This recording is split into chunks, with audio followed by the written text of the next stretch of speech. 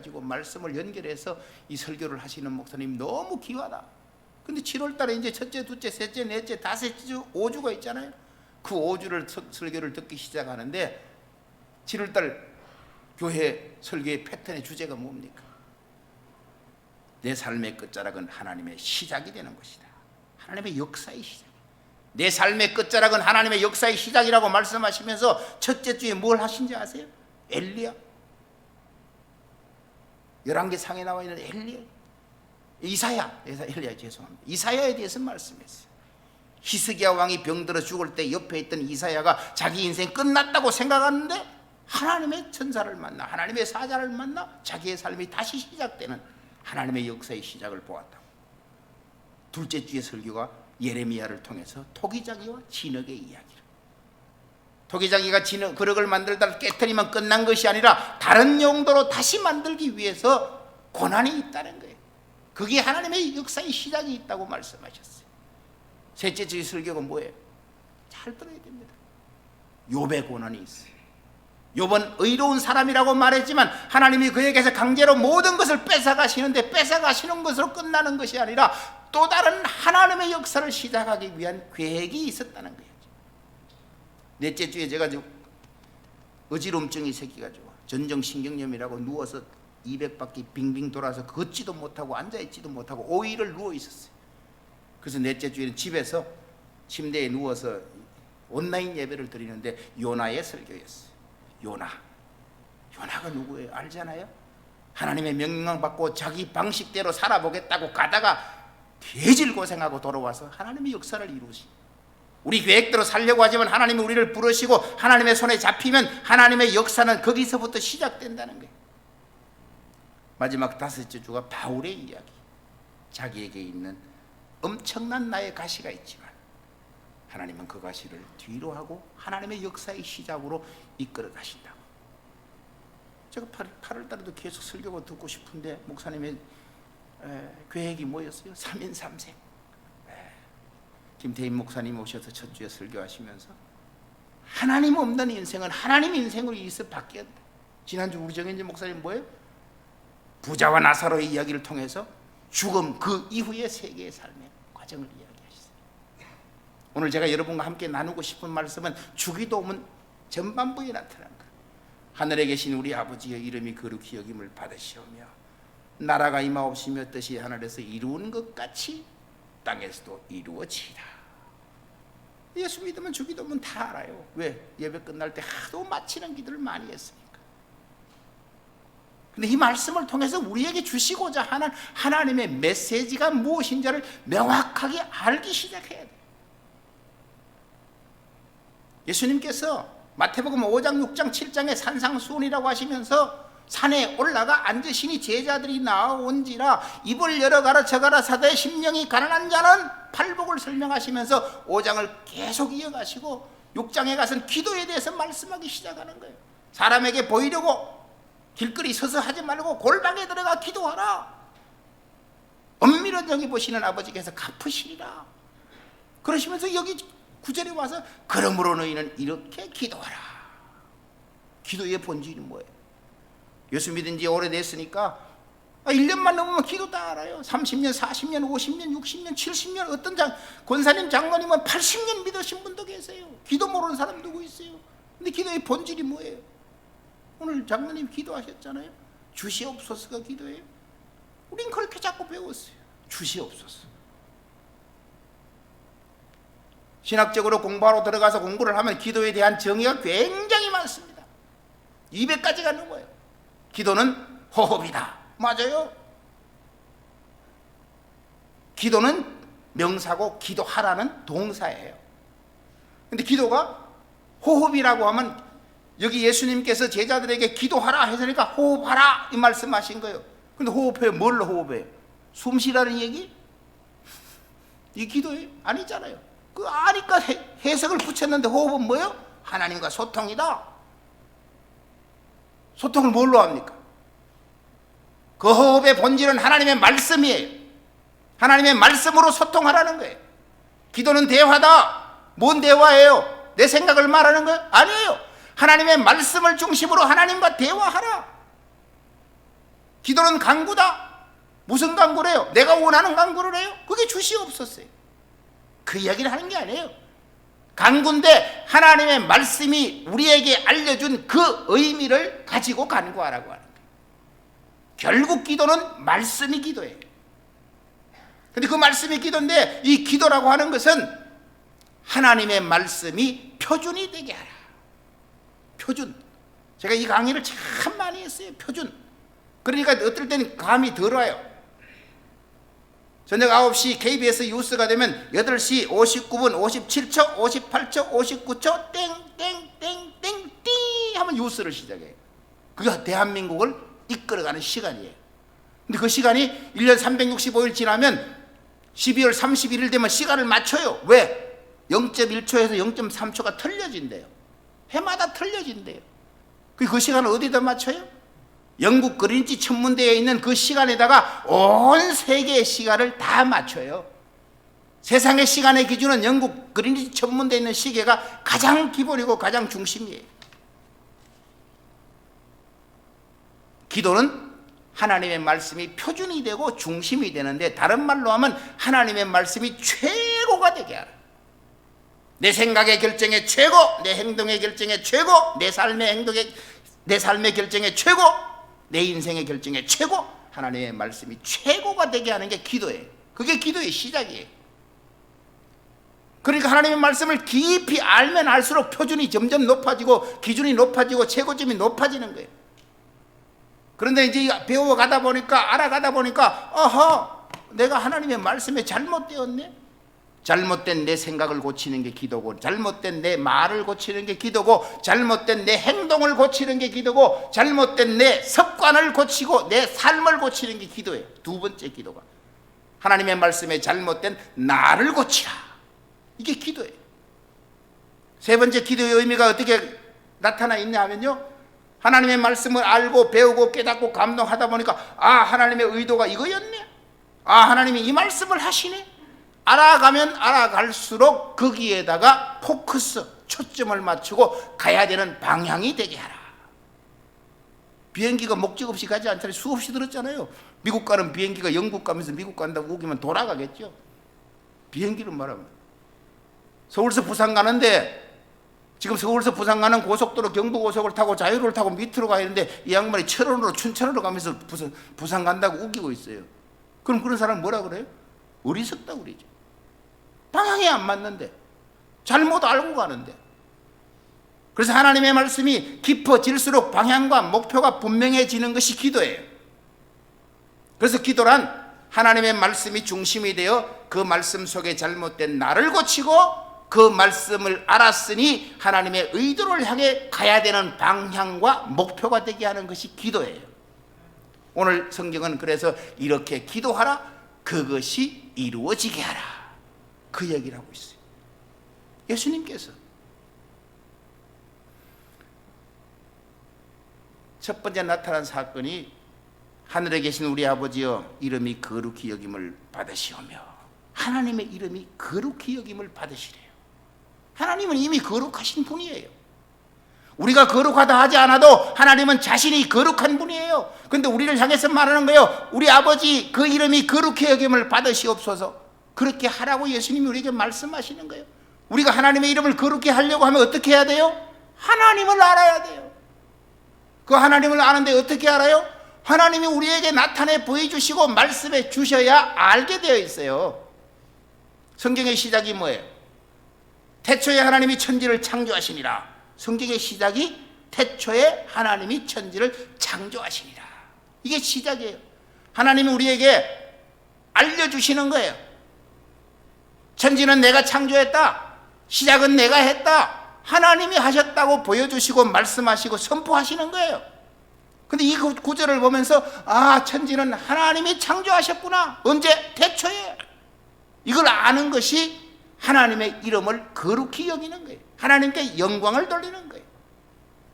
첫째 날, 둘째 날, 셋째 날, 넷째 날, 다섯째 날, 여섯째 날 창조의 창세기 1장의 이야기가 있고, 그 다음 출애굽기로 시작해가지고 계시록까지 하나님의 말씀을 계속됩니다. 근데 그 계속되는 말씀 속에 하나님은 계속해서 하나님을 나타내셔요. 또 하나님이 말씀하셔요. 하나님이 나타내시고 하나님이 말씀하시는 것은 하나님이 우리에게 나타내시는 자신의 영광입니다. 내가 창조했고 내 말이 이르니 너희는 내 말을 들으라 끊임없이 말씀하시고 나타내셔요. 우리가 하나님께 영광을 돌리고 하나님의 이름이 거룩히 여긴다는 이야기는 하나님께서 하셨구나, 하나님께서 말씀하시는구나, 하나님이 나타나셨구나, 하나님의 말씀을 깨닫고 하나님을 이해하고 인정하는 것이 하나님의 이름을 거룩히 여기는 거예요. 복음을 복음되게 하라, 주님을 주님되게 하고 교회를 교회되게 하고 예배를 예배되게 하는 것이 하나님의 이름을 거룩히 여기는 겁니다. 우리는 그것이 늘 익습니다. 기도할 때 하나님 영광 돌립니다. 영광 받으시옵소서 할 때 개념이 없이 이런 얘기를 하고 나면 하나님께서 찾아오셔서 네가 나에게 뭔 영광을 돌리니? 무슨 영광을? 그냥 영광 돌리잖아요. 말로 하는 영광이 아니에요. 성경 속에 나타난 하나님이 말씀하시고 나타내신 것들이 내 속에 감동이 돼서 하나님이 하셨습니다, 하나님이 말씀하십니다, 하나님 내가 그렇게 하겠습니다, 말씀에 결단된 내 모습이 반영되어서 하나님 앞에 드려지는 것이 하나님의 영광이요 하나님의 이름을 거룩히 여기는 거예요. 고린도전서 10장 31절에 가면 그런즉 너희가 먹든지 마시든지 무엇을 하든지 하나님의 영광을 위하여 하라. 이 말의 해석이 뭔지 아세요? 먹는 것도 하나님이 주셨고 마시는 것도 하나님이 주셨고 일할 때마다 이 일도 하나님이 주셨다라고 하나님을 결부시키는 것이 하나님의 영광을 위하여 하는 겁니다. 내가 뭐 하나님을 위해서 한다? 내가 교회를 위해서 한다? 내가 복음을 위해서 한다? 이런 용어는 잘못된 말이에요. 내가 하나님을 위해서 할 게 없어요. 하나님이 뭐가 부족해서 나를 통해서 하나님을 채우시려고 하시겠냐고요. 내가 복음을 위해서 할 게 없어요. 하나님이 뭐가 부족해서 그게 아니에요. 내가 하나님의 말씀을 알았으니 하나님의 말씀 안에서 내가 할 일을 감당하는 거예요.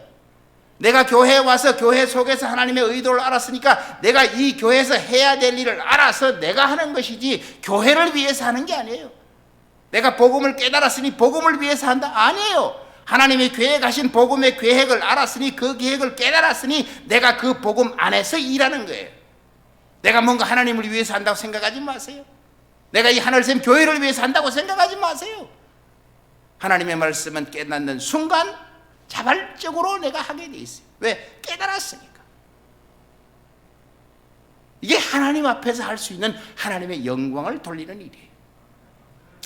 제가 여기 와서 감동된 것이 있는데요, 목사님 설교를 듣고 나가서 인사를 주고받는데 아주 한 분을 만났는데 그분이 이야기를 하다 보니까 고향 친구 누나예요. 김숙자 권사님 얘기 고향을 따지고 하다 보니까 이야기가 자꾸 어디 이야기하는데 그 동생이 이름이 생각 안 나는데 하다 보니까 저하고 고등학교 동창이에요. 그 집에 김숙자 권사님 집이 자기들. 근데 여기 와 있다니까 반갑잖아요. 같은 교회에서. 또 한 주가 지나고 또 와서 밥을 먹고 하다 보니까 또 군대에서 같이 근무하던 우리 장로님 박명국 장로님을 만났는데 밥 먹다가 내가 해병대 363기입니다 이렇게 옆에서 밥 먹다 말고 몇 기요? 363기요. 꼬나박아! 해병대는 그러거든요. 꼬나박아! 원산폭격 머리 땅에 박아라고. 그래서 내가 필성 이렇게 인사를 했어요. 그 얘기해 보니까 한 부대에서 본부중대 브라보중대가 있어가지고 3년 동안 같은 식당에서 밥 먹고 같은 연병장에서 축구 같이 하고 태권도 같이 하고 같이 훈련 받았는데 여기 와서 만났어요. 거기서 몰랐어. 그렇게 정이 점점 더 가는 거예요. 우리의 인과관계는 사람을 만날 때 관계가 깊어지는 거예요. 복음이 점점 더 나를 찾아와서 나에게 더 감동을 주면 하나님과 나의 관계가 점점 더 깊어지는 거예요. 성경이 말합니다. 하나님의 나라가 임하라고. 나라가 임하옵시며. 그 나라가 어디에 임합니까? 하나님의 나라가 뭐예요? 목사님 오셔서 설교하실 때 제가 들은 거 여기 있어요. 하나님의 나라가 뭐예요? 하나님의 말씀의 통치가 일어나는 곳이 하나님의 나라예요. 하나님의 말씀이 들려져서 그 말씀에 순종이 일어나는 그곳이 하나님의 나라예요. 나에게 하나님의 나라가 이루어지게 하시옵소서. 우리의 기도는 그거예요. 하나님, 나에게 하나님의 말씀으로 말미암아 하나님의 나라가 내 안에 이루어지게 하시옵소서. 어디부터? 생각부터, 말부터, 행동부터, 습관의 삶에 하나님의 나라가 임하게 하시옵소서. 그렇게 하려면 어떻게 돼요? 들려지는 말씀이 이해되어져야 돼요. 들려지는 말씀이 깨달아져야 돼요. 들려지는 말씀이 감동되어져야 돼요. 감동되어진 말씀이 뭐 해야 돼요? 결단되어져야 돼요. 여기까지 굉장히 쉬워요. 말하자면 어렵다고 하면 어렵지만 굉장히 쉬워요. 그런데 말씀이 들려지고 깨달아지고 이해되어지고 감동되어지고 결단되어졌는데 실행하지 않으면 nothing, 아무것도 아니에요. 실행하지 않으면, 말씀의 감동은 많아요. 실행하지 않으면 nothing, 아무것도 아니라니까요. 내 속에 있는 그냥 하나님의 말씀이 지식이지. 그래서 내 안에 하나님의 나라가 이루어지게 하시옵소서 하면 그 말씀이 내가 순종하고 내 삶을 변화시켜서 나를 이끌어가야 돼요. 그게 내 안에 이루어진 하나님의 나라가 임하는 거예요. 하나님, 나에게 하나님 나라가 임하여지게 하시옵소서 하면 깨닫는 걸 끝나는 게 아니고 결단으로 끝나는 것이 아니고 내 삶을 변화시키면서 변화된 삶을 살게 하시옵소서. 그때 하나님의 나라가 임한 거예요. 하나님, 우리 가정에 하나님의 나라가 임하게 하시옵소서. 마찬가지예요. 믿음의 사람의 가정 속에 하나님의 나라가 임했다는 것은 그 가정 속에 하나님의 말씀이 공존되어서 함께 말씀의 순종이 일어나는 거예요. 하나님의 나라가 우리 교회에 임하게 하시옵소서. 우리 모두가 하나님의 말씀을 깨달아 그 말씀에 함께 순종하며 나아가는 교회가 될 때 우리 교회에 하나님의 나라가 임하는 거예요. 하나님, 나에게 임하여진 하나님의 나라가 나를 통하여 또 다른 사람에게 이루어지게 하시옵소서. 하나님, 우리 가정에 이루어진 하나님의 나라가 우리 가정을 통해 또 다른 가정에 이루어지게 하시옵소서. 하나님, 우리 교회가 먼저 하나님의 나라를 깨달았으니 우리 교회에 이루어진 하나님의 나라가 우리 교회를 통하여 또 다른 교회에 이루어지게 하시옵소서. 이게 복음의 전파예요. 하나님의 나라가 이루어져야 돼요. 하나님의 나라가 이루어지려면 말씀이 우리에게 찾아와서 변화시켜야 돼요. 그것이 깨달아지고 이해되어지고 감동되어지고 결단되어지고, 그래서 삶을 변화시키는 혁신의 삶이 일어나야 돼요. 요한복음 15장 8절에서는 너희가 내 안에, 내 말이 너희 안에 거하면, 이렇게 말하고 있어요. 너희가 내 안에 거하면, 하나님이 우리에게 찾아오셔서 불러주셨으니까 우리가 하나님 안에 거해요. 이사야 43장에 가면 야곱아, 너를 창조하시니가 이제 말씀하시니라. 내가 너를 지었고 내가 너를 창조하였는데 내가 너를 지명하여 불렀나니 너는 내 것이라, 이렇게 말하는 거예요. 내가 하나님 찾아온 게 아니에요. 하나님이 나를 지명하여 부르시면서 너는 내 것이라고 말했으니까 너희가 내 안에 있다, 이 말이에요. 예수님께서 말씀하시는 거예요. 그런데 너희가 내 안에 있는 것으로 하나님의 나라가 다 이루어진 게 아니에요.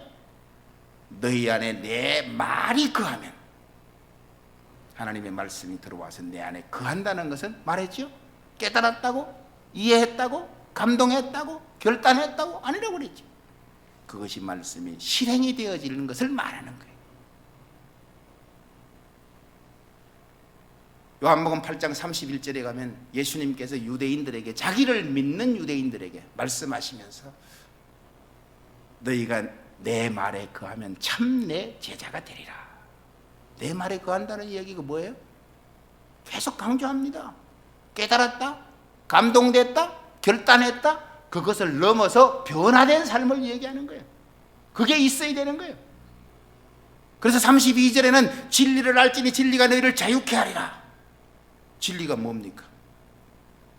대답은 간단해요. 하나님의 말씀이 진리 아니에요. 진리라고 다 대답할 수 있어요. 우리 믿는 사람은 다 대답합니다. 그럼 제가 이런 질문을 던져요. 다 진리인데 왜 안 믿는 사람들은 이 성경을 무시합니까? 안 믿는 사람 진리라고 하면 믿어야 되잖아요. 세상에 안 믿는 사람이 믿는 사람보다 더 많잖아요. 그 사람들이 왜 진리를 무시합니까? 진리인 줄 모르니까. 그럼 우리는 알아서 진리고 그 사람 모르니까 진리가 아니면, 그럼 끝나면 끝이에요. 제가 지난주에 청계천 가가지고 할머니 3분을 앉혀놓고 1시간을 전도했어요. 그분들이 지나가는 소리를 앉아서 하는데, 천국 누가 가봐서 있는지 없는지 모른다는 거예요. 그래서 이 이야기를 했어요. 자세하게 1시간 넘게. 진리를 알지니 진리가 너희를 자유케 하리라. 믿는 사람은 진리라고 말해요. 믿지 않는 사람은 진리라고 무시해요. 그런데 이게 진리가 아니라면 이게 반쪽 진리라면 진리가 아니에요. 이건 뭐예요? 진리예요. 근데 안 믿는 사람에게는 언제 진리로 작용을 합니까? 살았을 때는 자기가 안 믿으면 감당을 못해요. 진리인데. 왜? 그게 하나님께서 우리에게 창조 때부터 주신 특권 자유의지예요. 선택권이에요.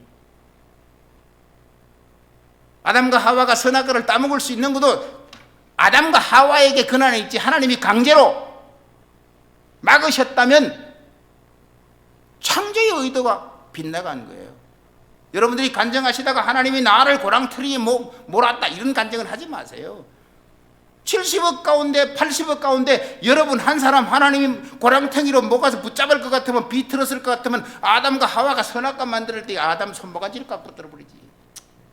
그러면 안 먹었을 거 아니에요. 하나님의 약속에 하나님의 자유 하나님은 결코 우리를 강제하시는 분이 아니에요. 강제하면 우리가 로봇이에요.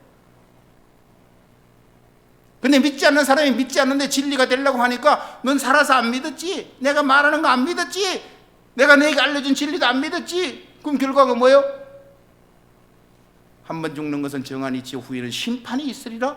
믿지 않는 사람에겐 성경 말씀이 죽어서 진리가 되어서 그 사람을 지옥에 보내는 거예요. 진리니까, 약속이니까. 근데 믿는 사람들이 성경을 진리라고 말합니다. 맞습니다. 근데 성경을 알고 깨닫고 배워요. 감동됐어요. 근데 그 말씀에 다 순종합니까? 안 해요. 왜 안 해요? 불편하니까. 불편하다는 얘기는 뭐예요? 내 삶이 더 중요하다고 생각하니까. 하나님 말씀보다 내가 더 중요하니까 순종 안 하는 거예요. 그게 진리예요? 맞는데 그 진리가 우리 속에 지식으로 남아있어요. 지식으로 전달돼서 변화를 안 하는 거예요. 못하는 게 아니라 안 하는 거예요. 내가 선택해서 진리로 지식으로 남겨두는 거예요. 말은 번듯한데 행동은 안 따라가는 거예요. 그게 예수님이 갖다 해석을 하자면 마음은 원이로도 육신은 약하다 갖다 붙이면 끝이잖아요. 머리는 뜨겁고 가슴은 뭐 냉랭하다 뭐 그런 얘기도 많이 하잖아요. 진리가 진리될 때는 하나님의 말씀에 깨달아지면 그 깨달은 말씀에 순종이 동반돼야 돼요. 순종이 깨달아졌으니까 그 순종에 동반하려고 해가지고 순종을 시작하는데 주변 사람이 야 하지마 그 뭐 그렇게 열성적으로 미친듯이 예수를 믿느냐고 말해요. 가끔 교회 빠져도 돼. 친구가 그런 얘기합니다. 야 오늘 등산 있고 회의 있고 결혼식 있고 중요한 일 있으니까 그 한 빠져도 돼. 진리가 지식으로 머물면 빠져도 돼요. 근데 진리가 진리로 와닿으면 못 빠져요. 야 가지마. 일당 15만 원 줄게. 일당 15만 원이 중요해요? 아니 난 예배 드리러 가야 돼. 가지마. 15만 원보다 50만 원 줄게. 아니 50만 원보다 더 중요해. 나는 가야 돼. 야 내가 한 번 오면 1000만 원 줄게. 1000만 원 발로 차고도 예배로 갈 수 있는 사람이 지식이 아니라 진리에 이른 사람이에요. 그런 사람이 진리가 자기를 자유케 한다. 하나님과 나와 관계에 목숨을 내어놓을 수 있는 사람의 단계로 올라가는 거예요. 이런 하나님의 나라가 우리 속에 임하기 시작해야 돼요. 이런 얘기가 성경에 수도 없이 나옵니다. 갈라디아 2장 20절 내가 그리스도와 함께 십자가에 못 박혔나니 이제는 내가 산 것이 아니요 내 안에 나를 위해 죽으신 예수 위에 사는 것이다. 우리가 그런 삶으로 하나님의 복음 앞에 나아가야 되는 거예요. 성경은 여기서 끝나지 않죠. 이 세 번째 이야기가 또 있습니다. 뜻이 하늘에서 이루어진 것 같이 땅에서도 이루어지리라. 하나님의 뜻이 하늘에서 이루어진 것 같이 이루어졌다는 거예요. 과거 완료형이에요. 이미 하나님은 하나님의 뜻을 다 완성하셨다는 거예요. 하늘에서는 계획으로는 모든 섭리와 은혜로는. 그런데 그것이 이 땅에 이루어지지 않았으니까 하늘에 이루어진 그 뜻을 알고 그 뜻을 땅에 이루어지게 하라 이렇게 기도하라. 그런데 예수 믿으면서 교회 와서 하나님께서 하늘에서 완성해서 이루신 뜻이 무엇인지를 모르니까 그 뜻을 땅에 못 이루어가는 거예요. 그러니까 예배가 최고죠. 예배의 궁극적인 목적이 뭐예요? 내가 은혜 받으면 끝나요? 그 다음에는 점점 가보니까 내가 예배 드리고 은혜 받았으면 은혜 받고 해야 될 일이 있는 거예요. 그러면 예배가 중요한 게 아니라 예배를 통해서 그 다음 일을 하라고 예배를 주신 거예요. 성령 충만하라. 성령 충만하고 날마다 할렐루야 할렐루야 신나고 엉덩이 흔들고 다니면 다 아니란 말이에요. 성령 충만하면 그 성령 충만을 통해서 해야 될 하나님의 뜻이 있다는 거예요. 기도, 금식기도, 철야기도, 작정기도 저도 많이 했어요. 제 아내가 저보고 간증 못 알아서 해가지고 오전 일부에는 안 했는데 저도 금식기도 많이 했어요. 시작하면 20일, 시작하면 20일, 뭐 얼마나 많이 했는지 뭐 수도 없이 했어요. 근데 하는 이유가 뭐예요? 하나님의 말씀에 더 가까이 가서 하나님의 의도를 알고 하나님의 뜻을 알아서 그 뜻을 이 땅에 이루기 위해서 하는 거예요. 기도 자체의 목적이 아닌가요? 뭘 다 하려고 아니에요. 성경은 하늘에서 이루어진 뜻을 그렇게 설명합니다. 우리가 하나님의 뜻에 대한 이야기를 설교를 많이 들었습니다. 로마서 12장 1절에 그러므로 하나님의 모든 자비하심으로 너희를 구하노니 너희 몸을 하나님이 기뻐하시는 산 제물로 드려라. 이는 너희가 드릴 영적 예배니라. 산 제물이 뭐예요? 구약 레위기에 가면요, 제물은 죽지 않으면 제사가 안 돼요. 반드시 죽어야 제물이 되는데 로마서에서는 산 제물, 살아있는 제물이 되라고 하는 거예요. 그게 뭔지 아세요?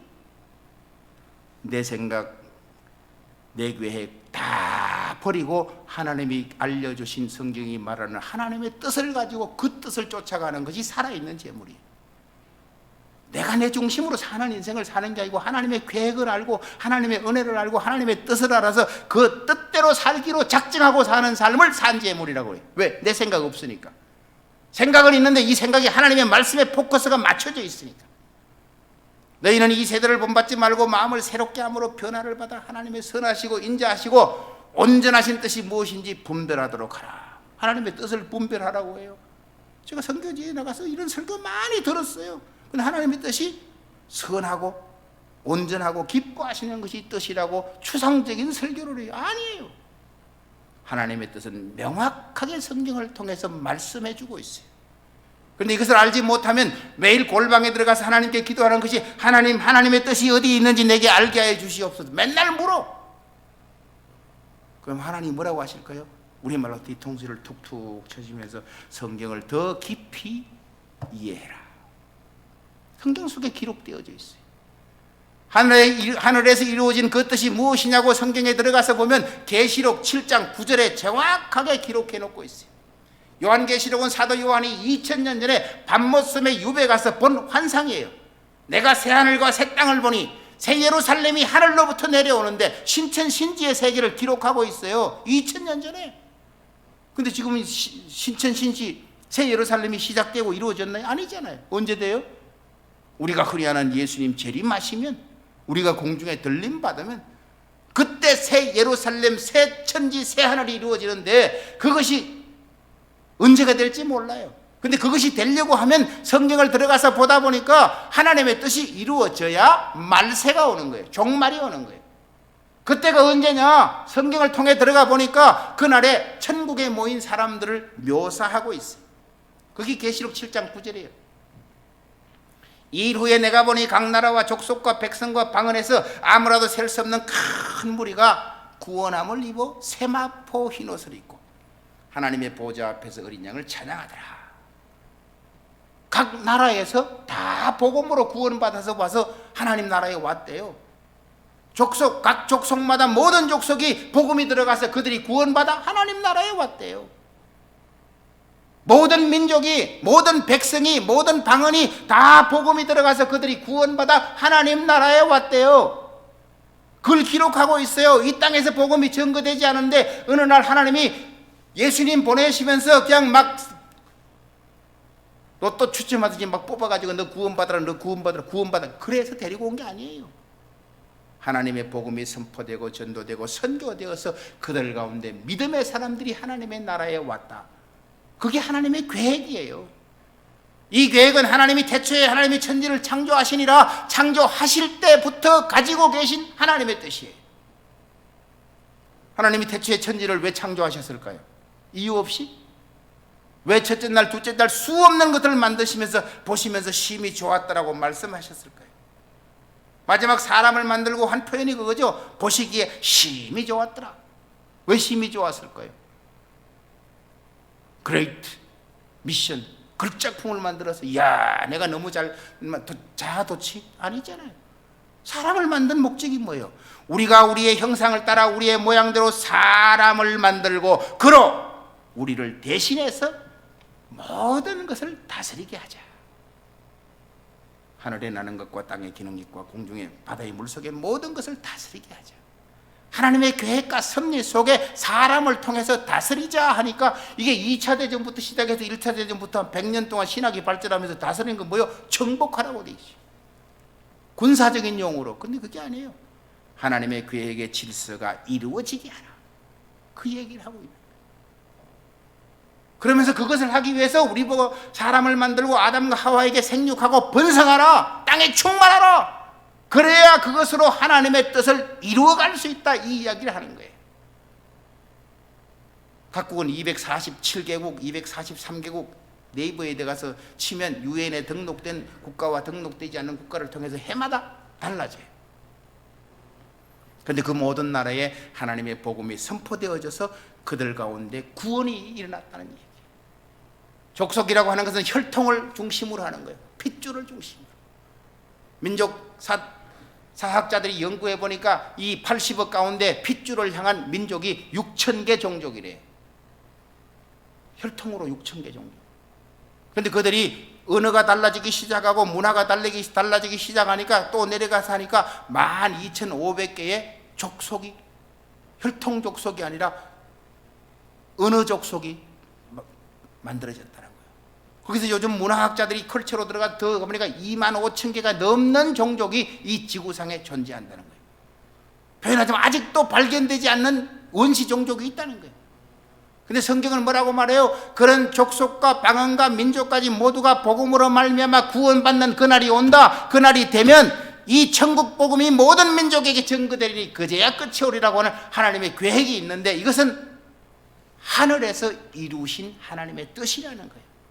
그것을 위해서 교회를 세우고 그것을 위해서 선교를 하고 그것을 위해서 예배를 하고 그것을 위해서 성령 충만을 받고 그것을 위해서 축복받아서 하나님의 뜻을 이루어 가라고 우리를 부르셨지. 우리 잘 먹고 잘 살고 축복을 받아 할렐루야 감사하고 나 혼자 우리 가정 아니라는 거예요. 하나님의 세계는 우리에게 들려지기 시작할 때부터 하나님의 뜻이 우리 마음속에 있어야 돼요. 그 모든 열방을 구원하기 위해서 예수님이 오셨어요. 기회가 되면 다음에 그런 설교를 하시겠지만 예수님이 이 땅에 오신 이유는 유대인들을 위해서 온 게 아니에요. 구약의 4,000년 동안 그들에게는 하나님이 계셨어요. 그런데 유대인들이 하나님을 누구의 하나님으로 만들었어요? 자기의 하나님으로 만들었어요. 자기 민족. 예수님이 와서 보니까 이방인들은 개 취급하는 거예요. 개 취급. 야 니네는 종이나 하지 니네 하나님 아니야. 우리 하나님이지. 하나님이 세상을 만드시고 계획하실 때는 열방의 구원을 계획하고 만드셨는데 그들이 자기의 하나님으로 만들기 때문에 예수님이 오셔서 이방인을 향해서 구원의 선포를 시작하신 분이 사도 바울이 아니라 예수님이에요. 그래서 그 이방인을 통해서 하나님의 뜻을 이루시려고 했는데 그것이 요한복음 6장 38절에 그렇게 기록해요. 내가 온 것은 내 뜻을 행하려 함이 아니요 나를 보내신 아버지의 뜻을 행하려 함인데 아버지의 뜻은 이것이니 나를 믿는 자마다 누구든지 멸망치 않고 마지막 날에 영생을 얻는 이것이니라. 예수님께서 오셔서 우리들에게 영생을 약속하시면서 누구든지 예수님을 통해서 구원을 받게 하는 시작으로 예수님이 오셨는데 하나님의 뜻의 시작이 한 영혼의 구원부터 시작되는 거예요. 두 번째 나타나는 성경에서 하나님의 뜻이 뭐냐 하면 데살로니가전서 4장 3절에 하나님의 뜻은 이것이니 곧 너희의 거룩함이라. 거룩함이라. 우리가 거룩해지기를 하나님은 원하신대요. 예수 그리스도로 말미암아 구원받았으면 구원받은 것으로 끝나는 것이 아니라 그 구원을 통해서 거룩해지기를 원하신대요. 하나님이 내가 거룩하니 너희도 거룩하라 이렇게 말했어요. 하나님은 완전하시고 죄가 없고 퍼펙하신 하나님이에요. 그렇다고 하나님의 그 거룩을 우리가 다 할 수 있어요? 창세기부터 계시록까지 지구상에는 80억 가운데 하나님처럼 완벽하고 거룩한 사람은 한 사람도 없어요. 예수님 빼고. 할 수 없어요. 우리에게 그런 거룩을 요구하셨을까요? 할 수 없어요. 할 수 없는 걸 요구하신다면 요구하신 분이 잘못이에요. 그렇게 살지 못하는 우리가 잘못이에요. 요구하신 분이 잘못이에요. 표현하자면. 그런데 거룩에 대한 이해가 잘못되어지니까 그렇게 해석을 하기 시작하는 거예요. 거룩이 뭔지 아세요? 점없고 흠없고 죄없고 완전하신 하나님, 그 하나님이 나를 찾아오셨다, 거룩하신 하나님이에요. 내게 은혜를 베푸셨다, 거룩하신 하나님이에요. 하나님이 나를 찾아오셔서 하나님의 생명을 주셨으니까 나의 거룩은 뭐냐? 그 하나님의 말씀을 듣고 깨달아서 내가 하나님의 말씀을 찾아가겠다. 찾아가는 행위가 거룩한 거예요. 100개 중에 100개를 다 찾아가지 못해요. 그러나 들려진 말씀만큼 내가 하나님을 찾아가면 들려진 말씀만큼 하나님을 찾아가는 그 길이 내가 거룩한 길에 있는 거예요. 하나님을 찾아가는 길이기 때문에. 죄 없는 완벽을 요구하지 않았어요. 아브라함, 다윗, 모세, 성경에 나타난 40명의 저자들을 보시고 선지자를 보세요. 다 부정하는 것이 있어요. 유다가 어떤 사람이에요? 자기 며느리하고 건친 상간에서 애를 낳았잖아요. 우리가요, 하나님의 말씀에 이 거룩함을 알기 시작하면 하나님의 거룩을 찾아가는 사람이 되게 돼요. 어디까지? 에베소 4장 13절에서는 그리스도 예수의 장성한 분량까지 자라가기를 원한다. 그게 하나님의 뜻이에요. 구원받아 끝나는 것은 구원받은 건 이미 받은 과거 구원. 지난주에 우리 정현진 목사님 말씀하셨어요. 이미 받았어요, 구원. 이거는 빼앗길 수 없어요. 혈통으로 내가 아버지의 자식이 되었습니다. 장애인이 됐든 도둑놈이 됐든 살인자가 됐든 난 아버지의 아들입니다. 혈통으로는. 그런데 영적의 영통도 동일해요. 하나님이 나를 찾아와서 너는 내 것이다 점 찍었으니까 난 하나님의 것이에요. 예수 잘 믿어도 하나님의 것이고 못 믿어도 하나님의 것이고 순종 잘해도 하나님의 것이고 순종 잘 못해도 하나님의 것이에요. 그런데 현재적 구원이라는 건 뭐예요? 말씀에 순종하면 순종하는 순간 하나님이 인정하셔요. 이게 현재 구원이에요. 순종한 것은 단 한 톨도 놓치지 않고 하나님께서 인정하시니까 미래 구원, 나중에 가서 받을 상급이 미래 구원이에요. 그 미래 구원은 뭐예요? 내가 오늘 하나님의 말씀에 순종했냐 하지 않았냐를 다투는 것이 미래 구원이지 미래 다른 거 주지 않습니다. 천국 가서 받는 구원은 뭐예요? 현재에 살면서 이 땅에서 하나님의 말씀과 동행하며 순종했던 사건을 인정해서 상급으로 갚으시는 것이 미래 구원이에요. 그런데 그것은 언제? 내 혼이, 내 영이 육체를 떠나 주님 앞에 가서 받게 되는, 주님 앞에 주는 상급이 미래 구원이에요. 하나님의 뜻은 거룩함으로 끝나지 않아요. 데살로니가전서 5장 15절부터 16절, 17절, 18절에 기록되어 있는데 여러분들은 16절부터 익숙하게 알고 있어요. 뭐요? 항상 기뻐하라, 쉬지 말고 기도하라, 범사에 감사하라. 이는 그리스도 예수 안에서 너희에게 향하신 하나님의 뜻이니라. 알아요. 근데 15절이 가장 중요해요. 15절이 뭐냐 하면요, 항상 선을 쫓아라. 이 단서가 있어요. 항상 선을 쫓으라고 하는데 선이 뭐예요? 선과 악이 있어요. 한국에는 착할 선자를 써서 선인 분도 안 믿는 사람한테 국어 사전에 들어가면 선은 뭐예요? 착한 것, 이게 선이에요. 중국 사전에 가면 좋은 것, 이게 선이에요. 근데 성경에 들어오면 성경 사전은 해석이 없는데 성경에 숨겨진 의미에서 선은 뭐예요? 하나님이 있는 곳, 하나님이 계신 곳, 하나님으로 시작된 것이 선이에요. 악은 뭐예요? 하나님이 없는 것, 하나님을 무시하고 자기 마음대로 사는 것이 악이에요. 믿지 않는 사람은 하나님이 없으니까 세상 천지 좋은 일을 아무리 양심으로 많이 해도 그건 악이에요. 하나님 앞에는요. 우리는 세상을 구제하려고 사는 사람이 아니에요. 믿음의 사람들은 다 선하냐? 내가 믿지만 내 생각대로 살고 하나님을 무시하는 순간 내 생각대로 살았던 그 삶 자체가 악이에요. 악. 이걸 알아야 돼요. 아는 우리 장로님 한 분이 예전에 그런 얘기를 하셨어요. 성경을 배우다 보니까 하나님이 은혜로울 때는 은혜로우신데 자비할 때는 자비하실 때, 무자비할 때는 무자비하신 하나님이라. 요수아가 가나안 땅에서, 아니 시내산을 거쳐서 요단강을 건너 가나안으로 들어갈 때 하나님이 요수아에게 준 말이 뭔지 아세요? 담대하라, 두려워하지 말라. 뭐 전에도 후에도 없었고 하지만요, 들어가면 가나안 땅에 거하는 7 부족을 멸하라. 7 부족을 다 죽이래. 몰살. 하나님의 말씀이에요. 여러분, 세상적인 관점으로 보면 하나님이 선이에요, 악이에요? 7 부족을 다 몰살시키라는 게 악이잖아요. 근데 그게 선이에요. 하나님께로 출발하고 하나님께 속한 것이니까 우리 속에 항상 선을 쫓아라가 뭐예요? 하나님의 말씀을 중심으로 살아라. 그게 기도예요. 기도가 뭐라고요? 하나님이 말씀이 최고봉이 되게 하라는 거예요. 말씀에 잘못된 나를 고치고 그 말씀이 가야 될 목표와 방향이 되게 하고 말씀을 중심으로 살아라. 그게 항상 선을 쫓아가는 삶입니다. 그렇게 할 때에 항상 기뻐할 수 있고, 그렇게 할 때에 쉬지 않고 기도할 수 있고, 쉬지 않고 기도한다는 건 뭐예요? 말씀 안에 변화되어 갈 수 있고, 범사에 감사하라, 모든 것에 감사할 수 있어요. 왜? 하나님이 개입하셨으니까. 그 개입을 느끼니까. 어린아이가 엄마 등에 붙어 있으면 호랑이가 와도 무섭지 않아요. 왜? 엄마가 있으니까. 엄마가 호랑이한테 이긴다 진다는 관계없어요. 어린아이 속에 엄마는 뭐예요? 최고봉이에요. 하나님의 말씀이 우리 속에 최고봉이 되면 염려가 없어요. 걱정이 없어요. 두려움이 없어요. 그거를 살아라는 거예요. 성경은 거기서 끝나지 않아요. 마지막 네 번째 하나님의 뜻을 알려주시면서 베드로전서 3장 17절에 선을 행함으로 고난받는 것이 하나님의 뜻일진데 악을 행함으로 고난받는 것보다 나으니라. 선을 행하는데 하나님의 뜻대로 사는데 고난이 온대요. 예수님이 잘못하셔서 십자가에 죽으셨어요? 아니잖아요. 하나님의 뜻을 행하려고 하는데 유대인들이 그를 십자가에 못 박아 죽였어요. 죽고 나니까 그 뜻이 더 이루어지는 거예요. 왜? 안 죽었으면 부활이 없잖아요. 자기 스스로 죽고 자기 스스로 살았다면 남들이 믿겠어요?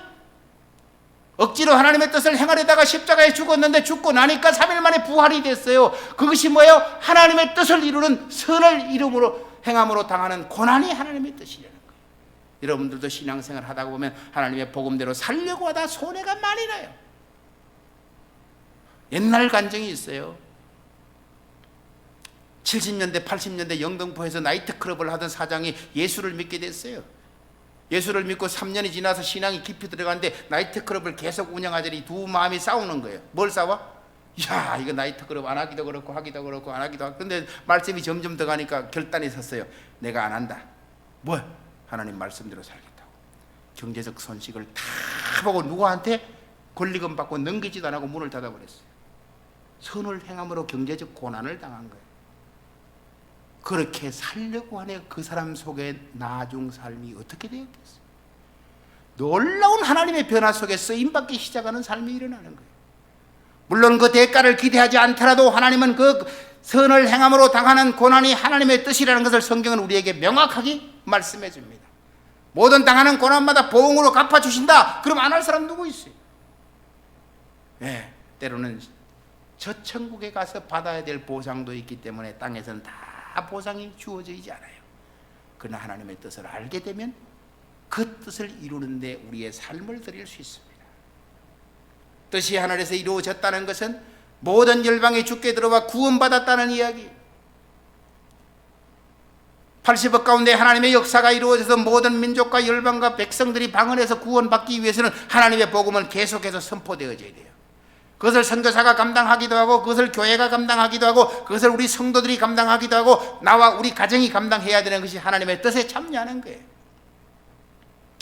우리 두 딸이 있습니다. 오늘 다 이 예배에 같이 왔는데, 어릴 때는 30개짜리 퍼즐을 가지고 큰한 그림으로 맞춰요. 지금은 손주가 둘인데 손주들하고도 앉아서 그걸 자주 해요. 퍼즐을 맞춰요. 그럼 쉬워요. 근데 조금 더 크다 보니까 300개짜리를 맞춰요. 근데 얘들이 초등학교 4학년, 5학년 되면 앉아서 300개짜리를 맞춰요. 근데 조금 더 크기 시작하면 1000개짜리가 나와요. 1000개짜리. 1000개짜리를 맞추려고 하면 혼자 하기 힘들어요. 그래서 가족이 앉아서 2시간, 3시간 맞추면 1000개짜리를 맞춰요.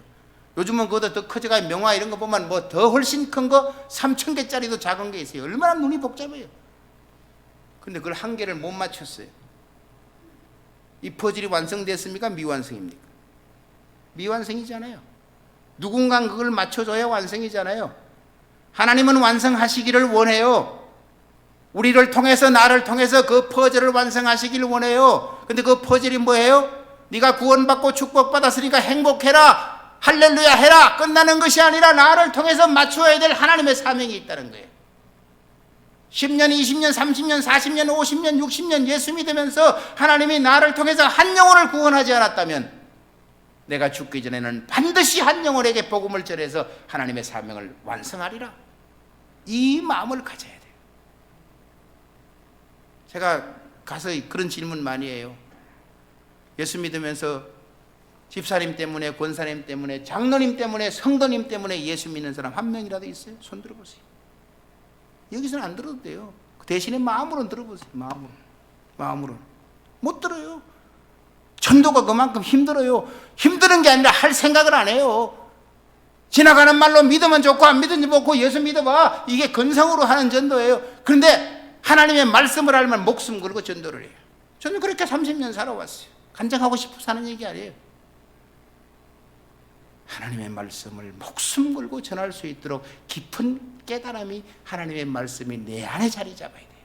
하나님, 내가 죽기 전에 내게 맡긴 사명 한 명이라도 전도하겠습니다. 이것을 마음에 결단하세요. 근데 말했죠, 감동하고 결단으로 끝나면 뭐라고요? Nothing! 아무것도 아니라고요. 9월 25일이 천국 초대잔치예요. 우리 하늘샘 교회 21주년. 한 사람이라도 전도해서, 한 사람이라도 인도해서 교회 데려올 수 있도록 기도하세요. 한 달 남았어요. 한 달 동안 기도하시면 하나님께서 응답하시고 감동 주시면 한 사람 데리고 올 수 있어요. 마음에 결단하세요. 그렇게 하리라고. 그리고 시행하세요. 제가 가면서 아파트 앞에 할머니들고 식당에도 가면 전도를 많이 해요. 이제 탐색전이에요. 제가 이사 온 지 이제 넉 달밖에 안 됐기 때문에 어떻게 하면 저 사람이 교회에 와서 예수 믿게 있도록 할까. 그래서 시간을 자꾸 만들어야 돼요. 시간 나면 언제 한번 나하고 만나서 이야기하자고, 밥도 사준다고. 그래서 내가 교회 다니는데 교회 이야기 한번 들어보겠느냐고. 그래서 2시간 3시간 내가 왜 하나님을 믿는지, 내가 믿는 하나님, 내가 만난 하나님을 막 확신 있게 지내주시지. 믿어봐, 손해 없어. 믿어봐, 확신해. 천국이 있어. 이걸 말해. 근데 믿는 자기가 현찮아. 천국이 있는지 없는지 죽어봐야 알지. 가봐야. 그 사람이 어떻게 전도해? 전도하려면 말씀을 배워야 돼요. 말씀에 감동되고 그 말씀이 깊어져야 돼요. 그러면 그것이 진리가, 지식이 아니라 진리가 되면 하지 마라 그래도 하게 돼 있어요. 하나님은 저와 여러분을 통해서 하나님의 사명을 이끌어가기를 원합니다.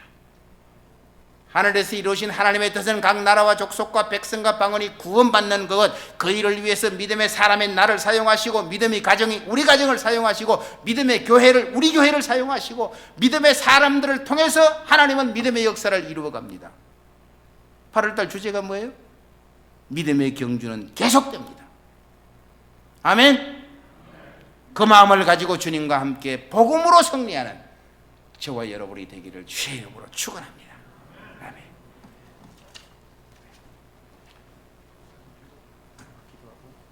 기도하겠습니다. 하나님 아버지, 감사합니다.